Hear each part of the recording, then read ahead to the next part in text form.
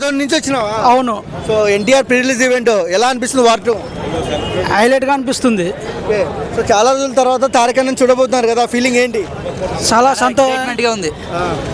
దసరా నుంచి అసలు ఎలా వచ్చారు బ్రో? పోయినసారి దేవరా ప్రీ రిలీజ్ ఈవెంట్ ఆగిపోయింది కాబట్టి ఇప్పుడు బందోబస్తుగా వచ్చినాం. సో ఎన్టీఆర్ని చాలా మంది ట్రోల్ చేస్తారు సోషల్ మీడియాలో, చూసే ఉంటారు, వాళ్ళకి ఏం చెప్తారు? వాళ్ళకి ఈ ప్రీ రిలీజ్ ఈవెంట్తో తెలుస్తుంది. ఓకే. సో ఎన్టీఆర్ లుక్స్ ఎలా అనిపించాయన్న? ఆసమ్, సూపర్ ఫ్యాంటాస్టిక్ అన్న, మైండ్ బ్లోయింగ్, చెప్పే పని లేదు అసలు. ఓకే. ఒక తెలుగు హీరో నార్త్ లో ఎరగదీస్తున్నాడు, ఎలా అనిపిస్తుంది? అది అంతా మనం సెలబ్రేట్ చేసుకోవాల విషయం బ్రో. వీళ్ళు ఎవరికి తెలియక ట్రోల్ చేస్తున్నారు, వేస్ట్ అంతా.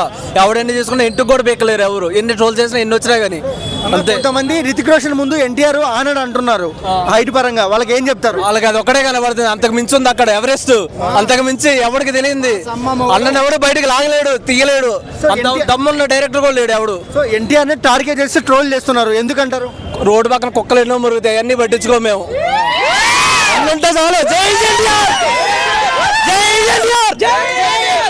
సో ఈసారి ఎలాంటి చరిత్ర తిరగరాస్తారు? చరిత్రకి ఆ పేరు కూడా ఉండదు, ఆ పేరు కూడా రాయలేము మనకి, అంతే. సాంగ్స్ ఎలా అనిపించాయి అన్న? Song super bro.